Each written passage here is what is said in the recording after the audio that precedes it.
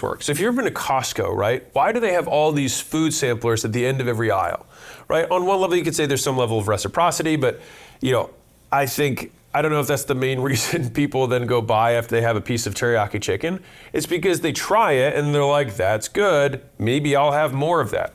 And so there's a number of different types of lead magnets that you can employ. That, where you give someone a tester, is a small piece of something that's much bigger. It's a sample or a trial, right? That's category one.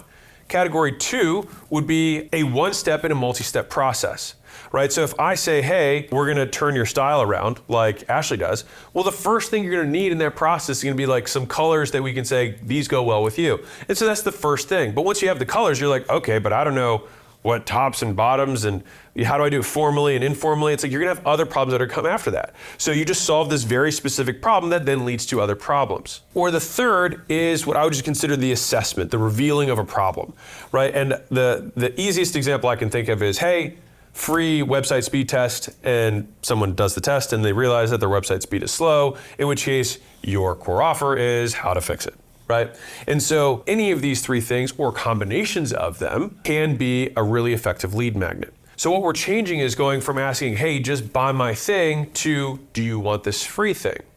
And so then once they've consumed it, you can just say, hey, did you like the free thing? Then if you did, you're gonna love this paid thing, because now you have their contact info. And the main reason that this works is because when someone pays with time now, they're more likely to pay with money later. And so we want them to invest, but we just want to make them have an easier investment first, a lower barrier investment, so that it increases the likelihood they make a higher investment later.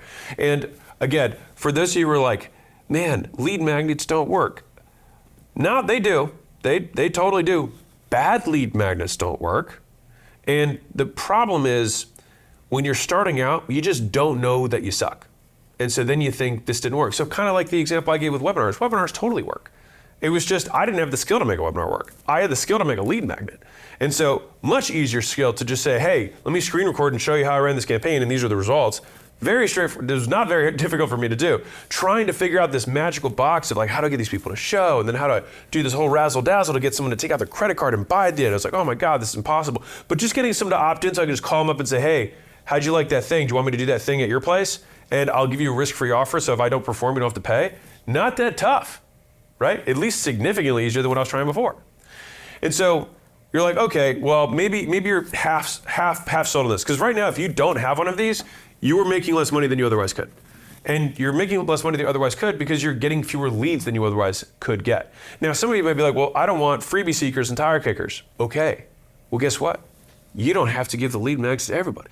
You can only give to people who are qualified. Crazy. You just add a drop down that makes somebody qualified and then redirect the people who are qualified to the good thing and direct the people who are not qualified to the other thing that they might be qualified for. What other objections did you have around this? Well, yeah, I don't want freebie seekers. Well, we can qualify the leads, duh. Well, I don't want to give away too much value. This is a real thing, sort of. So we don't want to solve the problem our core product solves with the free thing. That should seem obvious. But we do absolutely want to solve a problem that leads to our core issue. Basically, we want to make sure that the person is deprived of the thing that we sell, and that deprivation is triggered by solving the first issue. Now that sounds super complicated, but if you go to a restaurant and eat a big entree, and then after you eat the entree, they say, hey, do you want another entree? You might say no. Not because the first thing was bad, but because you already satisfied that need.